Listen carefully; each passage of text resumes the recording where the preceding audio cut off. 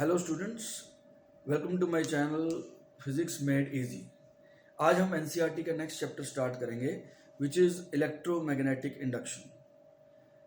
आपको इसके नाम से ही पता लग गया होगा, इलेक्ट्रोमैग्नेटिक इंडक्शन। मैग्नेटिक मतलब समथिंग रिलेटेड टू मैग्नेट्स और मैग्नेटिज्म। तो बेटा ये चैप्टर पिछले वाले चैप्टर से थोड़ा लिंक्ड है।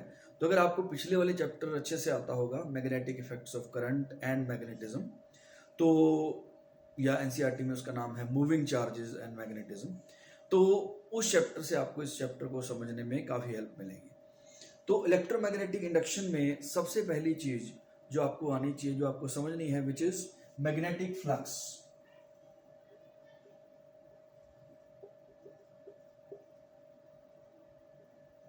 ऐसा कुछ हमने एनसीईआरटी के फर्स्ट चैप्टर में पढ़ा है, which is electric flux. Electric flux क्या होता है बेटा? फिजिकली इलेक्ट्रिक फ्लक्स का मतलब होता है number of field lines crossing the area. किसी एरिया को कितनी फील्ड लाइंस क्रॉस कर रही हैं उसको हम इलेक्ट्रिक फ्लक्स बोलते हैं। लेकिन मैथमेटिकली इसको कैसे कैलकुलेट करते हैं, थोड़ा सा इलेक्ट्रिक फ्लक्स को रिकैप कर लेते हैं। इलेक्ट्रिक फ्लक्स बेटा, ये मान लो इलेक्ट्रिक फील्ड लाइंस हैं और यहां पर ये एरिया रखा हुआ है ऐसे। This is the area. बेटा एरिया मतलब it doesn't have to be an object, कोई ऑब्जेक्ट होने की जरूरत नहीं है। आप एरिया ऐसे भी इमेजिनरी हवा में एक सरफेस इमेजिन कर सकते हो। तो ये एरिया है, इसको कितनी फील्ड लाइंस क्रॉस कर रही हैं आप देख सकते हो, 3 फील्ड लाइंस इसको क्रॉस कर रही हैं। अब इसको मैथमेटिकली अगर कैलकुलेट करना हो, मतलब फॉर्मूले से निकालना हो, तो फॉर्मूला क्या होता है? E vector dot DS vector. और डीएस वेक्टर क्या होता है?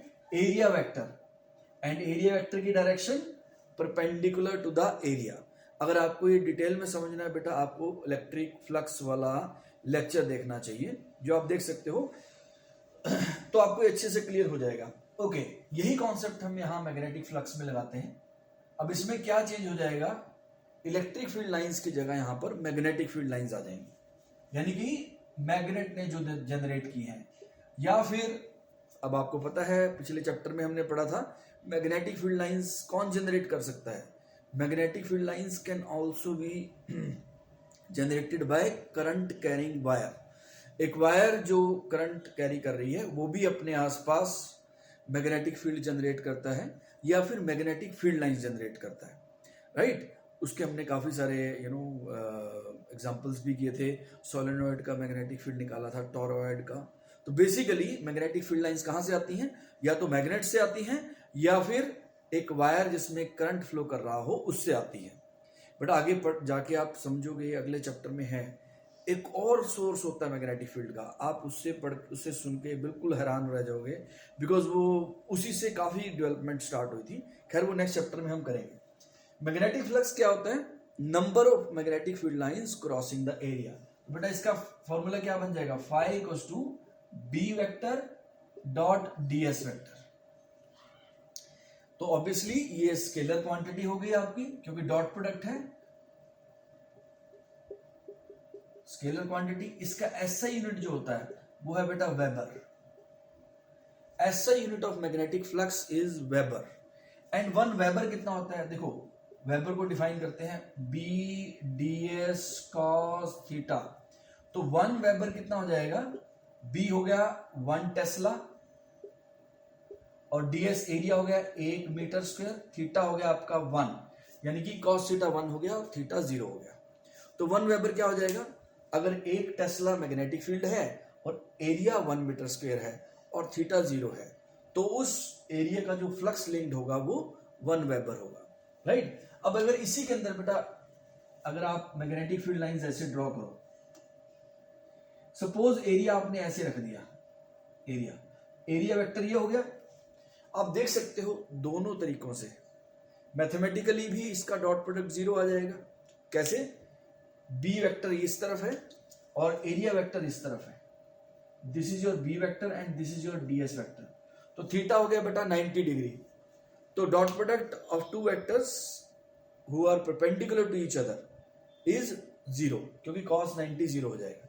और वैसे भी आप देख सकते हो इस एरिया को कोई भी फील्ड लाइन क्रॉस नहीं कर रही है।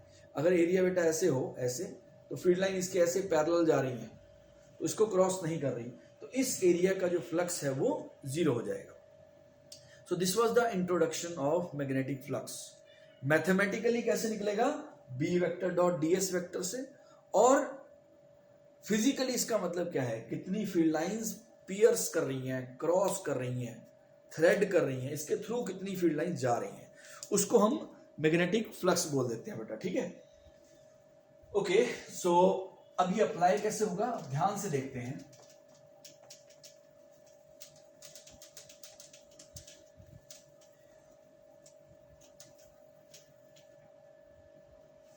बेटा इसमें हमने जो नेक्स्ट चीज स्टडी करनी है वो है फैराडेज एक्सपेरिमेंट. एक साइंटिस्ट थे माइकल फैराडे, आपने केमिस्ट्री में इनको पढ़ा होगा. Faraday's experiment, I don't know, जब मैंने पहली बार इन एक्सपेरिमेंट्स के बारे में पढ़ा था तो मुझे बहुत आई वाज वेरी शॉक्ड कि कोई ऐसे कैसे सोच सकता है. लेट अस सी. उन्होंने क्या किया, उन्होंने एक ऐसे कॉयल बनाया, वायर लिया और उसका एक कॉयल बना दिया, और उस कॉयल के साथ एक गैल्वेनोमीटर लगा दिया. गैल्वेनोमीटर क्या होता है, आपने पिछले चैप्टर में ही पढ़ा है. मतलब जो करंट को डिटेक्ट करता है, जो ये बताता है करंट है या नहीं है. मेजरमेंट के लिए इसको खास यूज नहीं किया जाता, सिर्फ डिटेक्शन के लिए यूज करते हैं.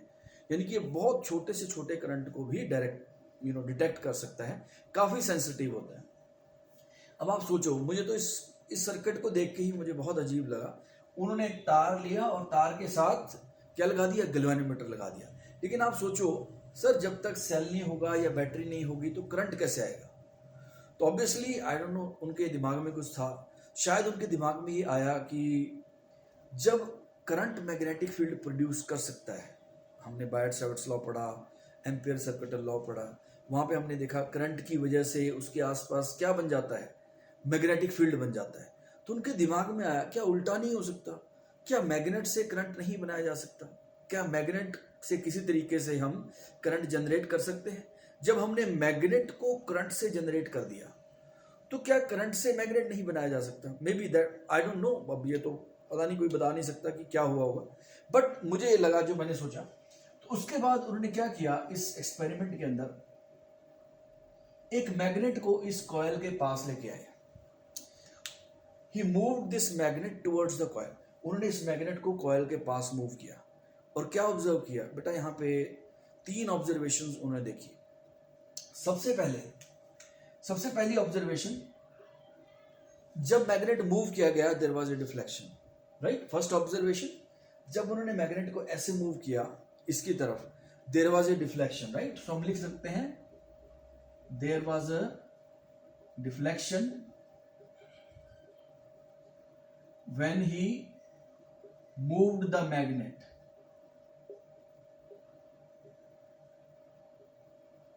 towards the coil.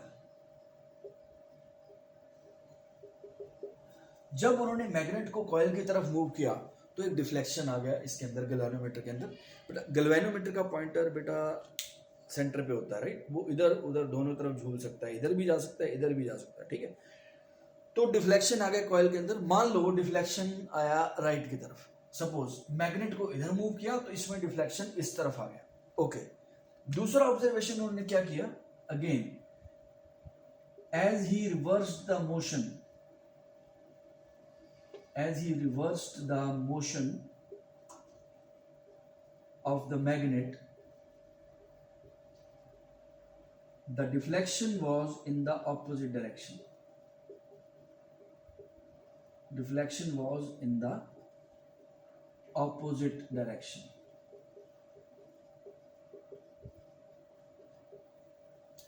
यानी कि जब माइकल फैराडे ने मैग्नेट को अवे मूव किया, यानी कि पहले उन्होंने इधर मूव किया, अब दूसरी तरफ, तो फिर से डिफ्लेक्शन आया, लेकिन वो डिफ्लेक्शन ऑपोजिट डायरेक्शन में था. यानी कि पहले हमने इधर माना था डिफ्लेक्शन, तो अब डिफ्लेक्शन की डायरेक्शन चेंज हो गई. तो ये सेकंड ऑब्जर्वेशन थी. ओके, एक और ऑब्जर्वेशन थी, third observation, faster he moved the magnet, faster he moved the magnet, more was the deflection.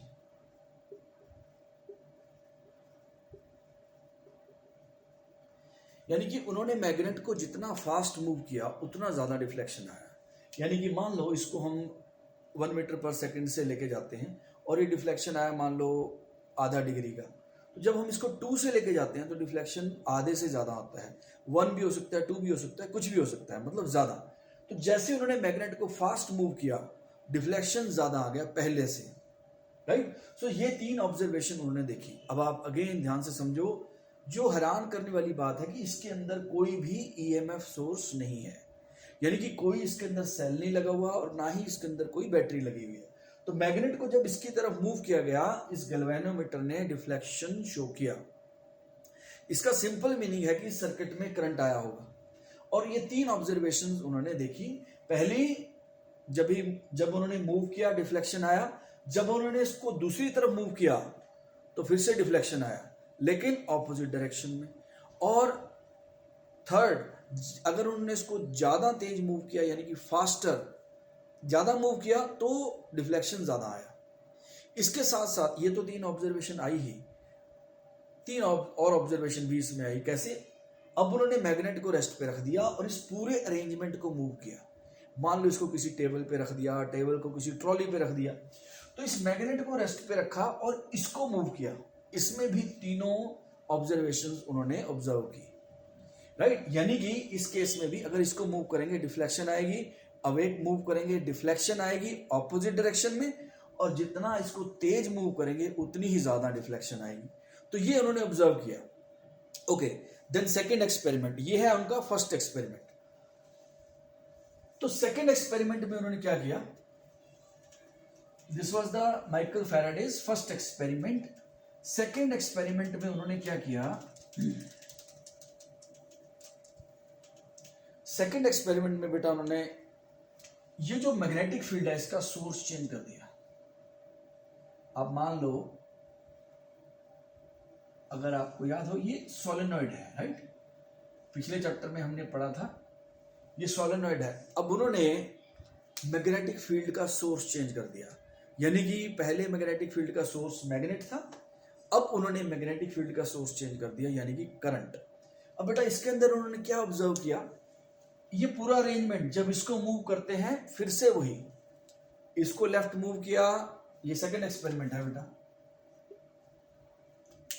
इसको मूव किया डिफ्लेक्शन आया, इसको अवे मूव किया डिफ्लेक्शन आया ऑपोजिट डायरेक्शन में, और इसको जितना फास्ट मूव किया डिफ्लेक्शन उतना ज्यादा आया। एंड बेटा जैसे ही मोशन रुकता है, जैसे ही मोशन रुकता है डिफ्लेक्शन 0 हो जाता है। जब तक मोशन हो रहा है तब तक ही डिफ्लेक्शन है, अगर ये मूव करना आपने बंद कर दिया तो उसी वक्त डिफ्लेक्शन जो है वो 0 हो जाएगा, उसके बाद डिफ्लेक्शन नहीं होगा। सो ये चीजें उन्होंने ऑब्जर्व की। तो फर्स्ट और सेकंड में उन्होंने देखा कि क्या चीज कॉमन है। फर्स्ट और सेकंड में जो चीज कॉमन है बेटा वो है रिलेटिव मोशन, यानी कि ये और ये, इनके बीच में रिलेटिव मोशन, यानी कि इनके बीच का डिस्टेंस कम या ज्यादा होना चाहिए। इसको भी मूव करके सेम ऑब्जर्वेशन आती है, इसको भी मूव करके सेम ऑब्जर्वेशन आती है। तो उन्होंने यहां तक आके सोचा होगा कि ओके, लॉ बना देते हैं, relative motion causes induced EMF. अच्छा, एक और चीज ध्यान से समझना, इसके थ्रू जब करंट फ्लो करा तो बेटा करंट ईएमएफ के बिना जनरेट नहीं होता। आपने करंट इलेक्ट्रिसिटी में पढ़ा है, एनर्जी का कोई सोर्स तो चाहिए ही चाहिए। तो यानी कि यहां पर अब उन्होंने इसको, मतलब जब इसको मूव किया, इसमें करंट आया, उसके सोर्स को इन्होंने बोल दिया इंड्यूस्ड ईएमएफ। इंड्यूस्ड इसलिए क्योंकि कोई फिजिकल कांटेक्ट नहीं है, आपने इसको मूव किया है, इसमें इंडक्शन से ईएमएफ आया है, इसलिए उसका नाम इंड्यूस्ड ईएमएफ रखा गया। मतलब यहां तक उनको लगता था कि रिलेटिव मोशन से इंड्यूस्ड ईएमएफ आता है, लेकिन उन्होंने एक्सपेरिमेंट जारी रखे। आपको जो फेल्ड एक्सपेरिमेंट है बेटा वो नहीं दिखाए जाते। ये बहुत इंपॉर्टेंट चीज है जो मैंने इनसे देखी। ये जो एक्सपेरिमेंट जब हम पढ़ते हैं बेटा, साइंस का मतलब ही आपको क्या होता है, सीखना होता है। तो जब मैंने देखा, जब मैंने पढ़ाया, तो ऐसा नहीं है कि बेटा उन्होंने पहला एक्सपेरिमेंट ये किया, सेकंड ये किया और थर्ड ये कर दिया जो अभी हम करने वाले हैं। नहीं, शायद इनके बीच में उन्होंने कितने और एक्सपेरिमेंट किए होंगे, लेकिन वो फेल हो गए या वो सिग्निफिकेंट नहीं है। तो ये सीधा सक्सेसफुल एक्सपेरिमेंट आपको दिखाते हैं, ठीक है। तो लेट अस सी थर्ड एक्सपेरिमेंट में उन्होंने क्या देखा। मैं इसके भी डायग्राम ड्रॉ कर देता हूं, फर्स्ट और सेकंड के, थोड़े छोटे डायग्राम, ताकि आप रेफर कर सको, उससे आपको इसको रेफर करने में इजी होगा कि क्या हो रहा है। पहला एक्सपेरिमेंट क्या था, ये आपकी कॉइल हो गई, इसमें कोई बैटरी नहीं है, सिर्फ गैल्वेनोमीटर है। इसके पास एक मैग्नेट को मूव किया गया। दूसरे एक्सपेरिमेंट में हमने क्या किया, गैल्वेनोमीटर वाला सर्किट तो बिल्कुल वैसा ही है,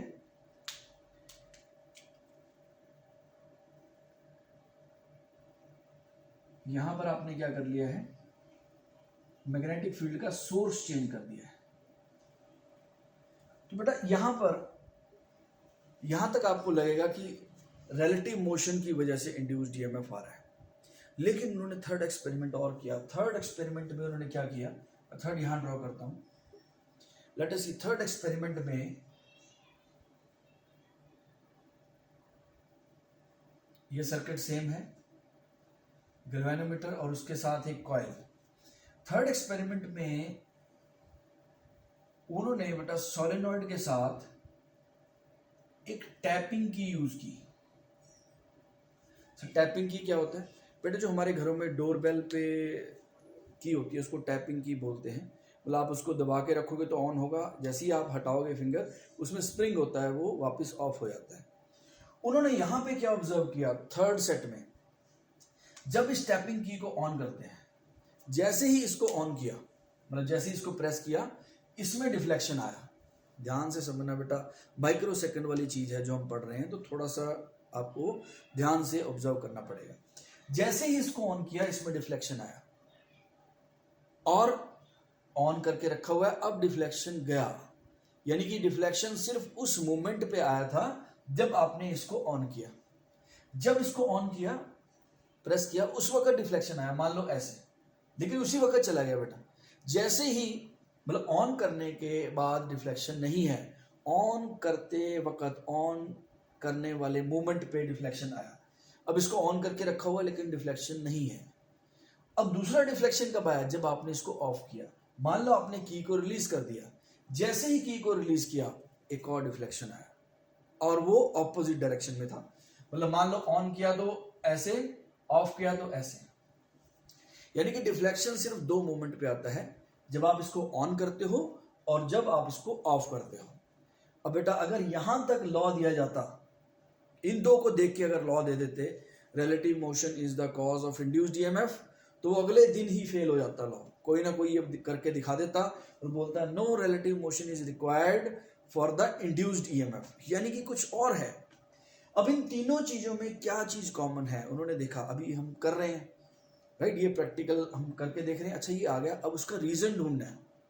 एक्सपेरिमेंट से ही लॉ आते हैं बेटा, लॉ से एक्सपेरिमेंट नहीं होते।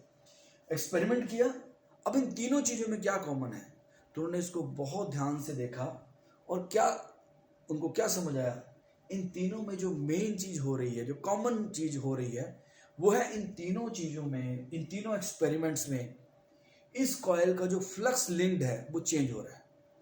इन तीनों कॉइल्स का फ्लक्स लिंक्ड जब तक चेंज हो रहा है, इंड्यूस्ड ईएमएफ तब तक ही आता है। मैं आपको थोड़ा शो करता हूं, ये इसकी फील्ड लाइंस हैं, ये इसकी फील्ड लाइंस हैं बेटा। जब इनका मोशन होता है, जब मैं इसको इसके पास लेके आता हूं, क्या चेंज होता है, जब मैं इसको इसके पास लेके आऊंगा तो इसका फ्लक्स बढ़ेगा, जब इसको दूर लेके जाऊंगा फ्लक्स चेंज होगा, मतलब कम होगा। तो फ्लक्स चेंज हो रहा है तभी तक इंड्यूस्ड ईएमएफ। मैंने बोला कि जब ये मूव करता है तभी इंड्यूस्ड ईएमएफ आता है। जैसे ही मोशन बंद होते ही क्या हुआ, क्या फ्लक्स जीरो हो गया? नो, फ्लक्स अभी भी है, लेकिन फ्लक्स चेंज होना बंद हो गया। फ्लक्स होना जरूरी नहीं है, फ्लक्स का चेंज होना जरूरी है। तो बेटा जब मैं इसको इसके पास लेके आया, फ्लक्स बढ़ा, इंड्यूस्ड ईएमएफ। जब इसको दूर लेके गया, फ्लक्स कम हुआ, क्योंकि कम फील्ड लाइंस क्रॉस करेंगी, फील्ड वीक हो जाएगा। तो इसका फ्लक्स जो है वो जब तक चेंज हुआ तब तक इंड्यूस्ड ईएमएफ आया। अब इसके अंदर भी देखो, जब मैं इसको इसकी तरफ लेके आता हूं, फ्लक्स बढ़ रहा है, इंड्यूस्ड ईएमएफ आ गया। जब इसको दूर लेके जाता हूं, फ्लक्स कम हो रहा है, इंड्यूस्ड ईएमएफ आया। अगर आप इसको रोक दो तो फ्लक्स लिंक्ड है, नॉन जीरो है, लेकिन चेंज नहीं हो रहा, इसीलिए इसके अंदर इंड्यूस्ड ईएमएफ नहीं आएगा। अब इस केस में देखते हैं बेटा, इस केस में क्या है, इस केस के अंदर ये अभी ध्यान से समझना, ऑफ है, ऑफ है तो फ्लक्स कितना है सर, जीरो। वाई? क्योंकि जब ये ऑफ है तो इसमें करंट ही नहीं है, और करंट नहीं है तो क्या नहीं है, बी। इस कॉइल के अंदर जब करंट फ्लो करेगा तभी ये मैग्नेटिक फील्ड जनरेट करेगा, राइट। अब अगर बी ही नहीं है तो फ्लक्स कितना हो गया, जीरो। अब जैसे ही इसको आपने ऑन किया, मान लेते हैं उस इंस्टेंट को कोई टाइम दे देते हैं t=0। सुनना बेटा, ऑन करने से जस्ट पहले फील्ड कितना था, जीरो, फ्लक्स कितना था, जीरो। ऑन करते ही, ऑन करने के जस्ट बाद, माइक्रो सेकंड के बाद, ऑन करते ही उसके जस्ट बाद इसमें करंट सेटअप हो गया। करंट की वजह से क्या आ गया, मैग्नेटिक फील्ड आ गया, और वो मैग्नेटिक फील्ड इसके साथ लिंक्ड हो गया, तो इसका फ्लक्स नॉन जीरो हो गया, यानी कि फ्लक्स चेंज हो गया। तो जब इसका फ्लक्स लिंक चेंज हुआ उस वक्त इंड्यूस्ड ईएमएफ इसमें आ गया। अब सुनना बेटा, अगर आप इसको ऑन ही रखते हो, अब ऑन रखा, ऑन किया हुआ है, इसको करंट फ्लो कर रहा है, करंट की वजह से बी है और बी की वजह से फाई है, यानी कि फ्लक्स, लेकिन इसका फ्लक्स जो है वो कांस्टेंट हो गया, चेंज नहीं हो रहा, राइट। अब फ्लक्स चेंज नहीं होने की वजह से क्या होता है वो भी आगे स्टडी करेंगे। अभी हम ऑब्जर्व कर रहे हैं क्या क्या हमने देखा, क्या क्या फैराडे ने देखा। तो अगर इसको ऑन रखते हैं तो इसका फ्लक्स लिंक्ड जो है वो चेंज होना बंद हो जाता है। तो जब फ्लक्स लिंक्ड चेंज होना बंद हो गया तो इंड्यूस्ड ईएमएफ जीरो हो गया। उसके बाद जब आप इसको रिलीज करते हो, मान लो आपने इसको रिलीज किया यानी ऑफ किया। अब सुनो, ऑफ करने से जस्ट पहले करंट कितना है, नॉन जीरो, बी कितना है, नॉन जीरो, और इस बी की वजह से जो इसका फ्लक्स है वो भी कितना है, नॉन जीरो। लेकिन ऑफ करते ही करंट क्या हो गया, जीरो। करंट जीरो होते ही बी क्या हुआ, जीरो, एंड बी के जीरो होते ही फ्लक्स भी जीरो हो गया। इसका मतलब क्या है, फ्लक्स चेंज हुआ। जिस वक्त आपने ऑफ किया उस इंस्टेंट पे फ्लक्स चेंज हुआ, और फ्लक्स चेंज की वजह से ही इंड्यूस्ड ईएमएफ आता है। तो इन तीनों चीजों में जो कॉमन है वो है फ्लक्स का चेंज होना। फ्लक्स का ज्यादा होना इंपॉर्टेंट नहीं है, फ्लक्स का कम होना इंपॉर्टेंट नहीं है, फ्लक्स की वैल्यू बहुत बड़ी होना या बहुत छोटी होना इंपॉर्टेंट नहीं है, उसका चेंज होना इंपॉर्टेंट है। Change is the criteria. अगर फ्लक्स चेंज होगा तभी इंड्यूस्ड ईएमएफ आएगा, अगर फ्लक्स चेंज नहीं होगा तो इंड्यूस्ड ईएमएफ नहीं आएगा, चाहे कितना भी ज्यादा फ्लक्स हो। ये आपको इंपॉर्टेंट पॉइंट याद रखना है। ओके, तो बेटा इन तीन एक्सपेरिमेंट पे बेस्ड फैराडे ने दो लॉज दिए। अगर आप थोड़ा देखो, ये आपके लिए असाइनमेंट है छोटी सी, आपको ये लॉज के एनालॉगस लॉ ढूंढना है। ऐसे लॉज आपने पढ़े हैं, आप देखना ये लॉ, और नीचे कमेंट बॉक्स में जरूर डालना अगर आपको समझ आ जाए कि ये लॉ किस लॉ जैसे हैं, राइट। बिल्कुल उसकी रेप्लिका है, आपको मैंने हिंट दे दिया, आपने पढ़ रखे हैं। आप कोशिश करना कि कौन से लॉ जैसे लॉज हैं। ओके, फर्स्ट लॉ क्या दिया उन्होंने, अकॉर्डिंग टू, अब हम इसको फैराडेज लॉ लिख देते हैं, फैराडेज लॉज। फर्स्ट लॉ क्या कहता है, according to this law, whenever the flux linked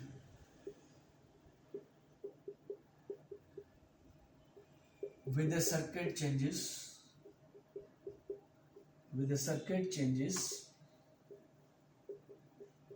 there is an induced EMF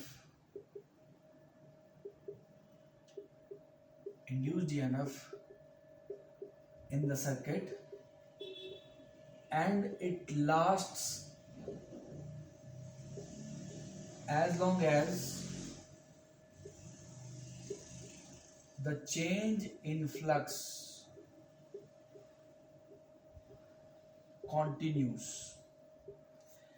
मतलब जो आपका बेटा इंड्यूस्ड ईएमएफ है वो कब तक रहेगा, जब तक फ्लक्स चेंज होता रहेगा। जैसे ही फ्लक्स का चेंज होना बंद हुआ उसी वक्त इंड्यूस्ड ईएमएफ जीरो हो जाएगा, राइट। सेकंड लॉ क्या कहता है, अब इंड्यूस्ड ईएमएफ का सिंबल बेटा ई होता है। सेकेंड लॉ बोलता है E is directly proportional to d phi by d t, यानी कि induced EMF is directly proportional to induced EMF is directly proportional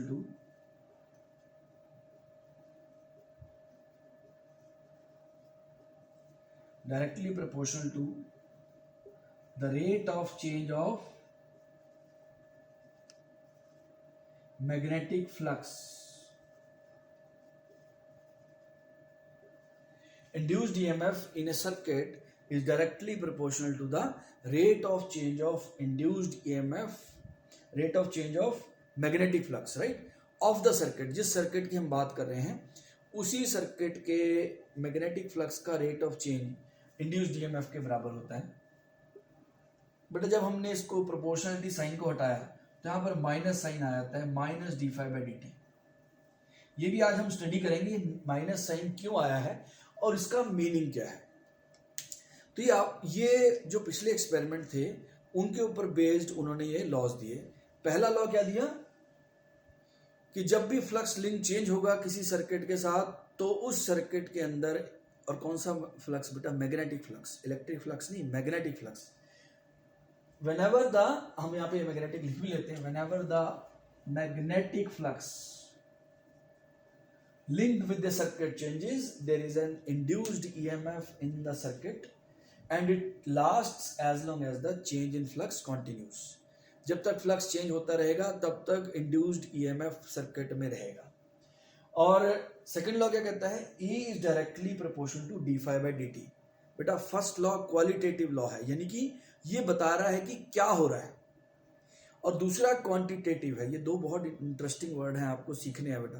qualitative मतलब जो सिर्फ बताता है क्या हो रहा है, ये कितना नहीं बताता, अमाउंट नहीं बताता, उसको क्वांटिटेटिव बोलते हैं।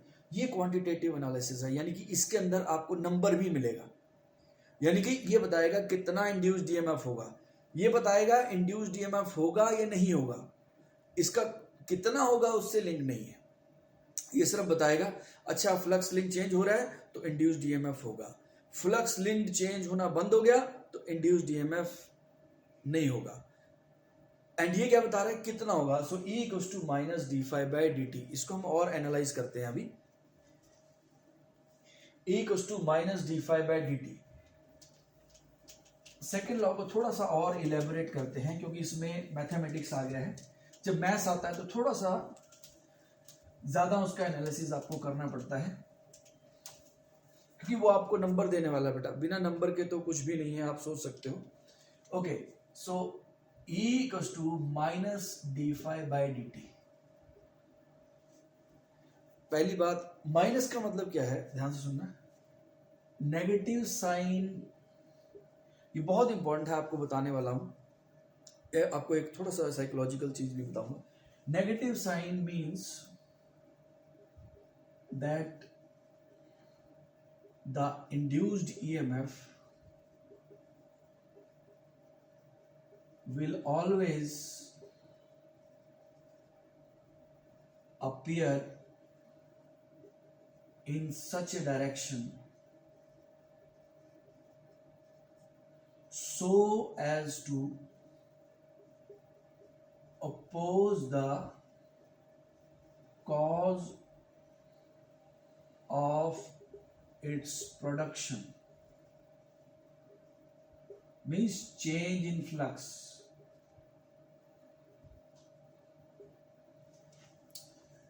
अभी कहता है कि जो बेटा इंड्यूस्ड ईएमएफ आएगा उसकी डायरेक्शन किधर होगी। इंड्यूस्ड ईएमएफ की डायरेक्शन होगी, मतलब इंड्यूस्ड ईएमएफ क्या काम करेगा, इंड्यूस्ड ईएमएफ जिसकी वजह से वो खुद आया है वो उसको ही अपोज करेगा, यानी कि चेंज इन फ्लक्स को अपोज करेगा। अब सुनना ध्यान से, चेंज इन फ्लक्स क्या होगा, या तो बेटा फ्लक्स बढ़ रहा होगा या फिर फ्लक्स कम हो रहा होगा। किसी भी सर्किट का फ्लक्स है, अगर वो चेंज हो रहा है तो क्या हो सकता है, या तो वो बढ़ रहा हो या फिर वो कम हो रहा हो। तो इंड्यूस्ड ईएमएफ उसको अपोज करेगा, यानी कि अगर फ्लक्स बढ़ रहा है तो उसको बढ़ने से रोकेगा, और अगर फ्लक्स कम हो रहा है तो उसको कम होने से रोकेगा। एंड वही उसका कॉज है। ये बेटा यूनिवर्सल लॉ भी है, आपको मैं थोड़ी देर में समझाऊंगा भी। और आपको इसको याद रखना है, देखो आपका ब्रेन आपको बोलेगा इसको सिंप्लीफाई कर दो। सिंप्लीफाइड वर्जन क्या होगा? Sir EMF is always in the opposite direction. This is senseless statement, it does not make any sense, ये गलत है, इसको ऐसे नहीं याद करना बेटा। आपका ब्रेन आपको ऐसे याद कराएगा, आपको अपने ब्रेन को ट्रेन करना है कि नहीं मुझे प्रॉपरली टर्म को याद करना है। मैंने बहुत ज़्यादा इस पर सर्च किया है, हम गलतियां कहाँ करते हैं, गलती यही होती है बेटा। Induced EMF is always in the opposite direction. आपने क्या किया, मेन जो इजी से वर्ड है वो उठा लिए, लेकिन उससे आपको प्रॉब्लम होगी, क्वेश्चन नहीं सॉल्व होगा। तो थोड़ा मजबूत रहना और इसको अच्छे से समझना है। इंड्यूस्ड ईएमएफ किस डायरेक्शन में होगा? सर इंड्यूस्ड ईएमएफ की डायरेक्शन ऐसी होगी कि जो चेंज इन फ्लक्स उसके लिए रिस्पॉन्सिबल है वो उसी को अपोज करेगा। जैसे अगर फ्लक्स बढ़ रहा है तो बढ़ने को अपोज करेगा इंड्यूस्ड ईएमएफ, एंड अगर फ्लक्स कम हो रहा है तो वो कम होने को भी अपोज करेगा। अभी हम इसके क्वेश्चन करेंगे, उससे आपको समझ आ जाएगा। तो ये जो लॉ है, ये अलग लॉ है, this is called Lenz law या लेंज़ लॉ। लेंज़ लॉ क्या कहता है कि induced EMF will always appear in such A direction so that it opposes the change in flux. Change in flux को इंड्यूस्ड ईएमएफ ने oppose करना है। अब सुनना बेटा ध्यान से। अब यहां पर इंड्यूस्ड ईएमएफ दो तरह के हो जाएंगे। सर दो कौन से? अब देखना, ये जो है ये तो हो गया बेटा आपका इंस्टेंटेनियस।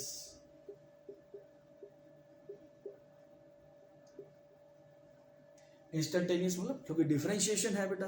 डिफरेंशिएशन का मतलब क्या होता है? Rate of change of something at a particular instant of time. लेकिन अगर आप इसको एवरेज निकालना हो तो क्या हो जाएगा? φ2 माइनस φ1 अपॉन टी, ये आपका एवरेज ईएमएफ आ जाएगा, राइट। एवरेज मतलब final flux minus initial flux upon time taken, ये एवरेज ईएमएफ आ जाएगा। इसके हम न्यूमेरिकल्स करेंगे, उससे आपको समझ आ जाएगा अच्छे से। तो याद रखना है, अगर डिफरेंशिएशन करेंगे तो उससे आपको क्या मिलेगा? Instantaneous EMF. और अगर आप φ2 माइनस φ1 अपॉन टाइम टेकन करोगे तो ये इससे आपको मिलेगा एवरेज ईएमएफ, राइट। तो ये दो फॉर्मूले हैं, आपको इनको याद रखना है, ये आगे हम इसको यूज करेंगे। अब थोड़ा सा लेंज़ लॉ को समझते हैं, ये क्या कहता है। सर आपने बोल तो दिया इंड्यूस्ड ईएमएफ हमेशा अपोज करेगा, तो उसका मतलब क्या है? लेट अस उसके थोड़े से क्वेश्चंस करते हैं, उससे आपको समझ आ जाएगा।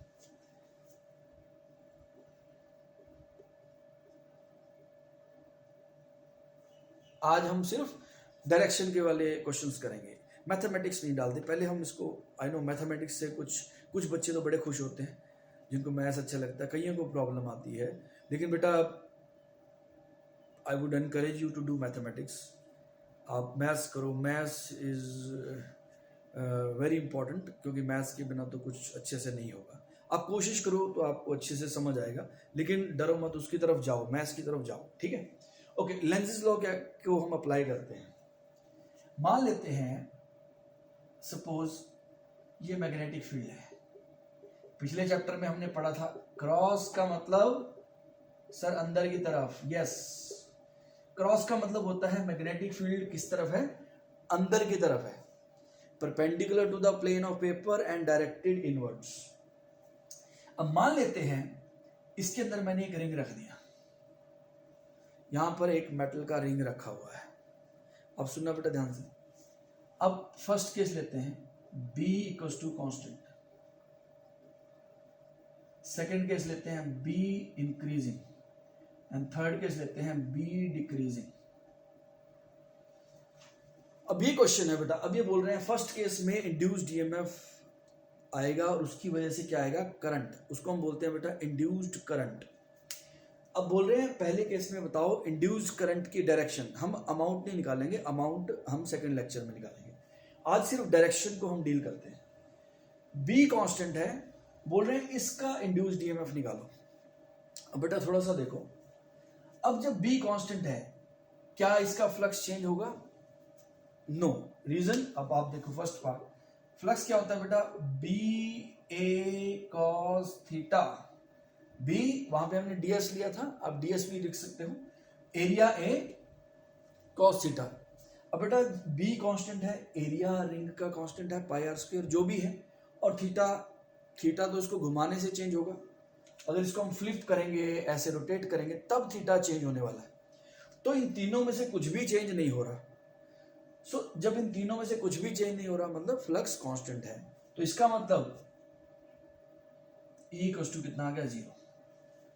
इस केस में इंड्यूस्ड ईएमएफ जो है जीरो है, इसका मतलब करंट भी कितना आ गया, जीरो, यानी कि कोई करंट फ्लो नहीं करेगा। फर्स्ट केस में जब बी कांस्टेंट है, इस रिंग के अंदर कुछ करंट फ्लो नहीं करेगा। ओके, सेकंड केस में चलते हैं। सेकंड केस में बोल रहे हैं बेटा बी इंक्रीज कर गया। अब सुनना ध्यान से, अगर बी इंक्रीज करेगा, बी इंक्रीज कर रहा है इसका मतलब ये नंबर ऑफ क्रॉस बढ़ना शुरू हो जाएंगे। सर कैसे? आप याद करो, हम मैग्नेटिक फील्ड या इलेक्ट्रिक फील्ड को किससे दिखाते हैं, फील्ड लाइन से। तो जितना ज्यादा फील्ड उतनी ज्यादा फील्ड लाइंस, यानी कि ये क्रॉस जो है, ये फील्ड लाइंस है ना बेटा अंदर की तरफ ऐसे, तो क्रॉस जो है वो बढ़ने शुरू हो जाएंगे। So number of crosses will increase.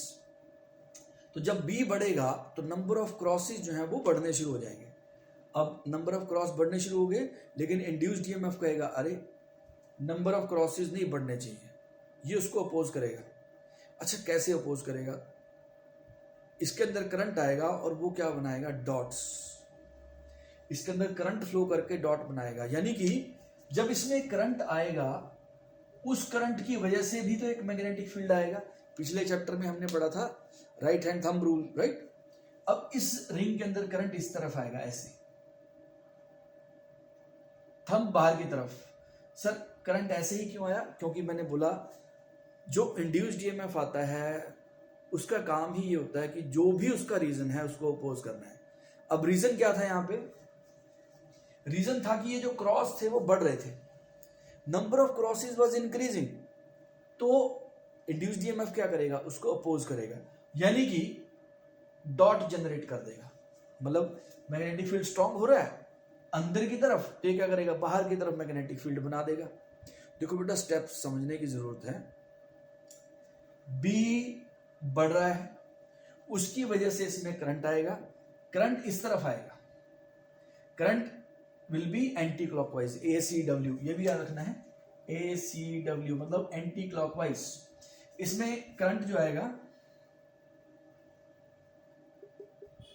I will be anti-clockwise so that it opposes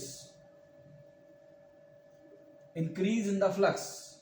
मैंने बताया फ्लक्स जो भी करेगा, यानी कि अगर फ्लक्स बढ़ रहा है उसको भी अपोज करेगा और फ्लक्स कम हो रहा है ये उसको भी अपोज करेगा। ओके, अब लेट अस सी थर्ड केस लेते हैं बेटा।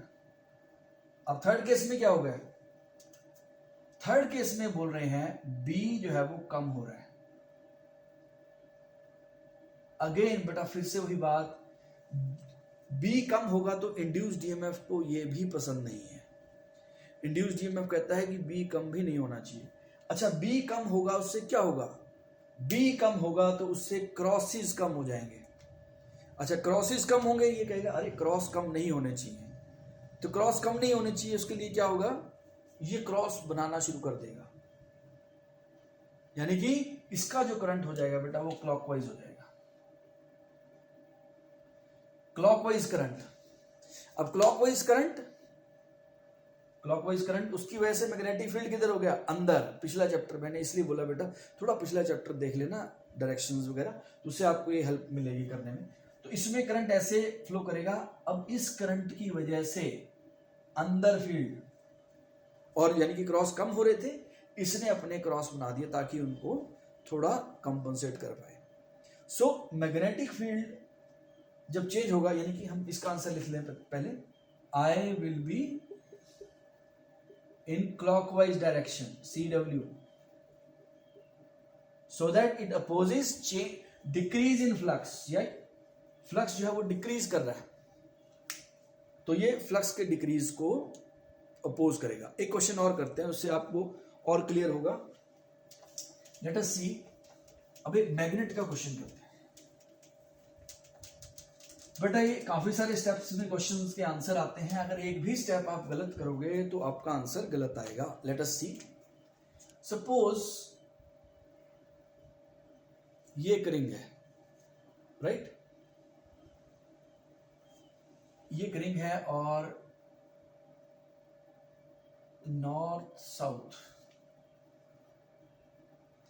हम इस मैग्नेट को, अब थोड़ा देखना बेटा ध्यान से, ये मैंने कट कर दिया रिंग ताकि आपको पता लगे ये फ्रंट पोर्शन है, मतलब ये आपकी तरफ वाला पोर्शन है, ठीक है। अब इस मैग्नेट को सपोज मैं लेफ्ट की तरफ लेके जाता हूं, मैग्नेट को मैं रिंग की तरफ लेके जा रहा हूं, राइट, यहां पे एक बंदा खड़ा कर देते हैं, राइट, ये ऑब्जर्वर है। जब बेटा मैग्नेट इस तरफ जाएगा तो इस रिंग का फ्लक्स लिंक चेंज होगा। अगर तो मैग्नेट रेस्ट पे है तो फ्लक्स लिंक चेंज नहीं होगा, तो इस रिंग में कोई करंट फ्लो नहीं करेगा। लेकिन मान लेते हैं आप इसको इसकी तरफ लेके जाते हो, तो जब आप इसको इसकी तरफ लेके जाओगे तो क्या होगा, फ्लक्स लिंक बढ़ेगा, राइट। अब थोड़ा देखना ध्यान से, अब उसकी वजह से इसके अंदर करंट आएगा। अब वो करंट की डायरेक्शन किस तरफ होगी, करंट की डायरेक्शन क्लॉकवाइज, एंटी क्लॉकवाइज, कुछ भी हो सकता है। लेट अस सी किस तरफ होगी बेटा, इसमें करंट जो होगा क्लॉकवाइज होगा अकॉर्डिंग टू दिस। इधर से हम देखते हैं, तो इधर से देखेंगे तो उल्टा हो जाएगा ना, तो क्लॉकवाइज, सॉरी एंटी क्लॉकवाइज। अच्छा, एंटी क्लॉकवाइज क्यों होगा, सुनना ध्यान से, एंटी क्लॉकवाइज होगा इस तरफ से, ठीक है। ऐसा क्यों होगा, क्योंकि देखो जब इसमें एंटी क्लॉकवाइज करंट फ्लो करेगा, मैं थोड़ा इसको ज्वाइन कर देता हूं, आप ये मत सोच लेना कि ये कट लगे हुए हैं, इसमें कट लगे होंगे तो करंट फ्लो नहीं करेगा। मैंने सिर्फ इसलिए शो किया कि ये पीछे है और ये फ्रंट पोर्शन है। तो एंटी क्लॉकवाइज जब इसमें करंट हुआ, आपको याद होगा हमने पिछले चैप्टर में भी पढ़ा था, जब करंट एंटी क्लॉकवाइज होता है तो नॉर्थ पोल बनता है। अगर मुझे करंट एंटी क्लॉकवाइज दिख रहा है तो मेरी साइड पे नॉर्थ पोल बन जाएगा। अब देखना, इस साइड नॉर्थ पोल बन जाएगा, तो ये नॉर्थ पोल इस नॉर्थ पोल को क्या करेगा, अपोज करेगा ना। नॉर्थ पोल इधर जा रहा है, like poles repel each other, तो इधर नॉर्थ पोल बन जाएगा, यानी कि यहां पे करंट जो है वो एंटी क्लॉकवाइज आएगा with respect to this side. सुनना ध्यान से, इसमें भी बेटा ये कई बार ट्विस्ट डाल देते हैं, वो ऑब्जर्वर को यहां पर भी खड़ा कर सकते हैं, तो इसके हिसाब से तो करंट विल बी क्लॉकवाइज, ठीक है। नॉर्थ पोल को मैं इस तरफ लेके गया हूं, इस तरफ जो करंट की डायरेक्शन है वो ऐसे होगी कि वो अपने कॉज को अपोज करेगा। बेटा कॉज क्या था, ये मैग्नेट पास जा रहा था, ये कहेगा कि पास नहीं आना, उसके लिए देखो स्टेप्स देखो बेटा, मैग्नेट इधर गया, उसकी वजह से इसमें करंट आया, ऐसे ऐसे भी आ सकता था, ऐसे भी आ सकता था, लेकिन आएगा वो जिससे कॉज अपोज होगा। और कॉज किससे अपोज हो रहा है, अगर इस साइड नॉर्थ पोल बनता है तो इस साइड नॉर्थ पोल कब बनेगा, जब करंट जो है वो एंटी क्लॉकवाइज होगा। इसी के अंदर बेटा अगर आप सेम क्वेश्चन कर लेते हैं, अगर आप इसी केस के अंदर अगर इस मैग्नेट को हम दूर लेके जाते हैं, if this magnet is moved away, अगर मैग्नेट को दूर लेके जाओगे तो क्या होगा, अब देखना ध्यान से, अब जब मैग्नेट को दूर लेके जा रहे हैं, अब इसमें करंट बेटा आ जाएगा अब क्लॉकवाइज। सर क्यों, क्लॉकवाइज आने से इस साइड आपका साउथ पोल बन जाएगा, तो साउथ पोल नॉर्थ पोल को दूर जाने से रोकेगा, राइट। मैंने आपको बताया है कि जो इंड्यूस्ड ईएमएफ है उसका काम ही अपोज करना है जो भी हो रहा है। यहां पे मैग्नेट दूर जा रहा था तो इंड्यूस्ड ईएमएफ कहेगा नहीं, मैग्नेट को दूर नहीं जाना है, तो उसके लिए यहां पर अट्रैक्शन होना जरूरी है।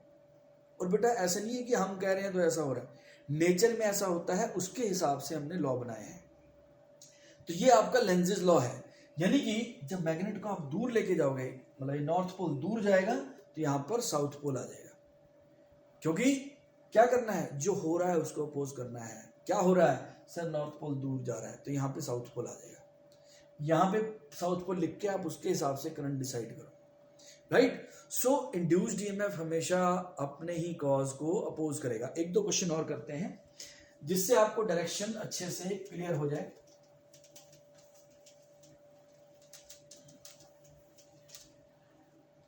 लेट अस सी, सपोज ये मैग्नेटिक फील्ड है,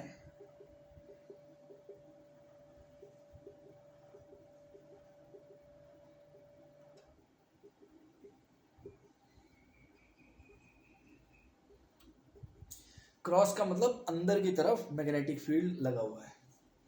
अब बेटा हम 2 लूप 3 लूप बना देते हैं।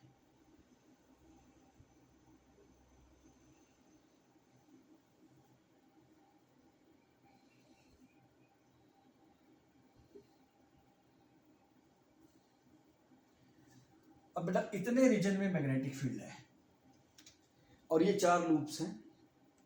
ये फर्स्ट लूप जो है वो मैग्नेटिक फील्ड से बाहर जा रहा है, सेकंड लूप भी मैग्नेटिक फील्ड से बाहर जा रहा है, थर्ड लूप मैग्नेटिक फील्ड के अंदर ही है, और फोर्थ लूप बाहर से मैग्नेटिक फील्ड के अंदर आ रहा है।